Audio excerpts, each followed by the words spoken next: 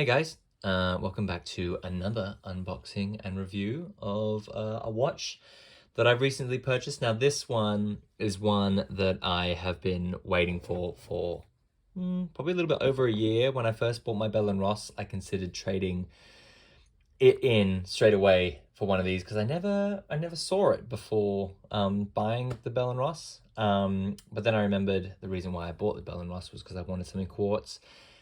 So this is my next, I guess, expensive for me, mechanical watch. So without further ado, we have the Black Bay 36. So many watches within this range, it's kind of a little bit hard to keep up with them all. But this one, of all of them, in the Black Bay series, is the only one that's ever really taken my fancy. And I think it's because it's just so damn simple. It's so damn beautiful because of its simplicity, and that always attracted me to it. So as the caption or as the title of this video suggests, these are going. These, you won't be able to get these new anymore. They are running out of stock. I went in to ask about this watch, when was it? Maybe 4 days ago. Because I noticed that the same version of this on a material strap was reduced online. So I thought, oh, okay, I'm just going to go in and I'm going to try it on. I've tried it once on with the material strap and I really didn't like it, but I thought, well, hold on, it's reduced by about 600 quid. And then I found out that they both were reduced, but these are, yeah, pretty much all gone. So if you're watching this as a deciding video, but you pretty much made up your mind, dude, seriously, get down to like your local AD, your local Tudor boutique, talk to somebody because there's not many of them left. When I asked at the Tudor boutique in London, I was down in Battersea visiting a friend. He counted 11 literally on the system. So yeah, stop watching and go buy if you can, of course. Anyway, onto the watch itself. It comes in this beautiful box, which I think is really, really smart.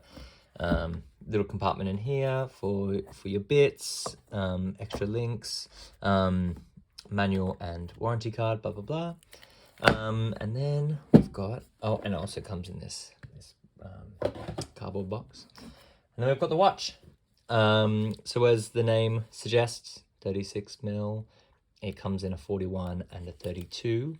But this is the sweet spot. I'm not really gonna go too far into all of the specs because so many other videos have. I'm late to the game on this because I am late to buying it.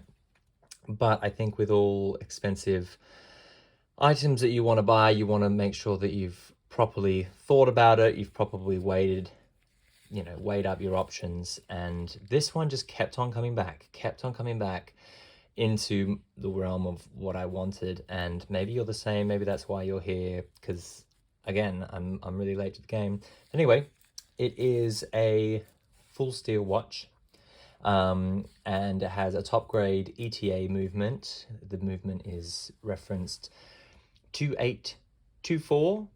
It's regulated to a COSC standard, but it is not COSC certified. God knows what that means. That's just what they say. But apparently it just means that they've really given it a good once over. Apparently a test has proven it to be -1 second a day, so I mean that works for me. It has applied indices on this kind of railroad track around the side, which is your seconds. They're all filled with Superluminova. As you can tell, it's got the trademark snowflake hands. It's just a really beautiful, simple watch. My favorite Rolex has been the Explorer, and I think there's lots of people who are into this watch and they feel similarly.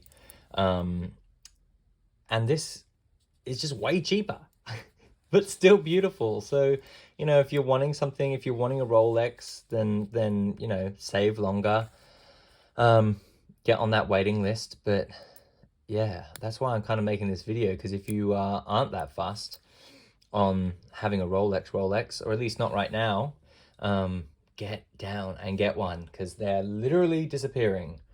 Um, and I just kind of really wanted to explain to you a few of the details that maybe some other people in the other videos maybe didn't, because that's kind of the point of these videos, is to let people know about things that maybe you don't already. So as you can tell, which might be a deterrent for you at this point, the crown has this crown cap, crown stem, whatever you call it. I've written it down, crown tube, they're called. Which means that, yeah, it sticks out, which I understand, especially when you've got the new Black Bay 32, or I think it's 3126, or maybe it's wrong. Anyway, the new line, which I'm not a fan of in terms of styling, because I like this kind of more sport watch vibe. It doesn't have this. It's never really bothered me. It definitely was weird when I first found it. But the advantage of it, from my perspective, is when you undo this and you pop out this crown, look how far that thing sits out. You can just wind for days and not have to, like, lose your grip. You're not gonna, you like, it just, I don't know. I'm losing my words because I'm actually really excited that I have this watch. I'm really chuffed. It's just not a thing. I mean, if you make it a thing, if you want to make it a thing, if you're really not keen on that little crown tube, then definitely don't get it. But the other cool thing, and I don't really have this on any other watches or have really felt it, when you are twisting this back down into its little home, it just gets to the point where it just stops really neatly. It parks itself, it locks. It's not one of those ones where you're twisting, and you feel like you're kind of pushing that silicon valve that's in there, or silicon, what would you call it? I forget what they're called. I'm not an expert. But it just kind of locks itself in, and it's really, really satisfying. And again, you lose the thread here, so you know straight away that once the black meets the aluminium crown, it's locked. Other things, and I think other people have said this, is it's got a combination of brushed and polished steel. This polished steel is a massive magnet for hairline. I've only had this literally a few days, and you can see a few of them already on there. But hey, you do not buy these watches to put them in a case, especially not when you're saving the money that you would have otherwise spent on perhaps a 36 millimeter Explorer. Dude, wear it.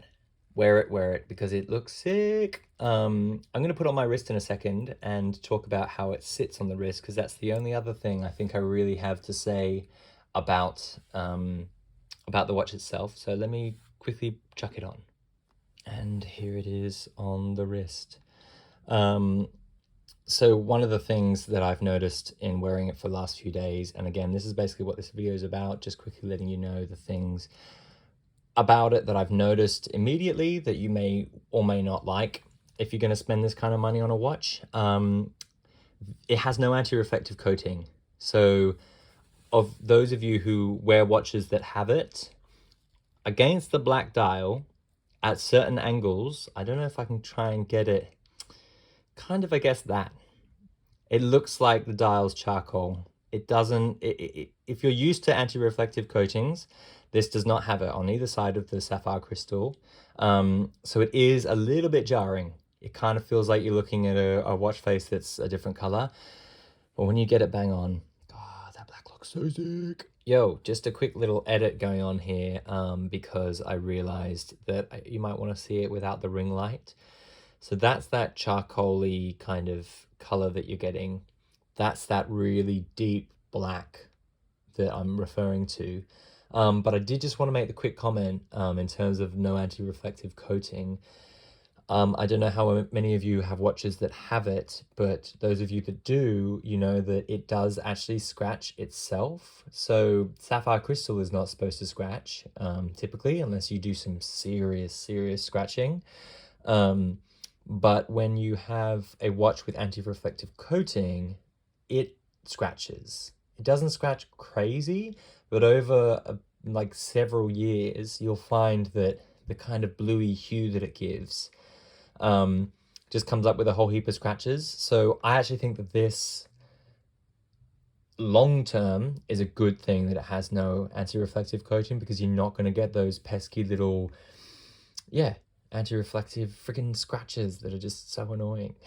So yeah, anyway, we'll continue with where we were. And then the other thing I've noticed is if I just, it wants to sit, I don't know if I can get the angle on this.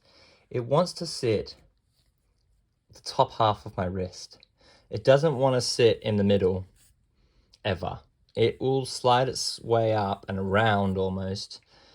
If you can see that, that's a straight on shot, and you can see that the bottom half of the bracelet is hanging down, or it's longer here than what you can see on the top here. I think it's got to do with the oh, I can't really show you, but the thickness of the clasp, sorry, the length of the clasp is quite decent, because it's going from about here to here, and I don't know what that measurement is, but for my 6-inch wrist, which is 15.3, I think, centimeters, that just sits out quite far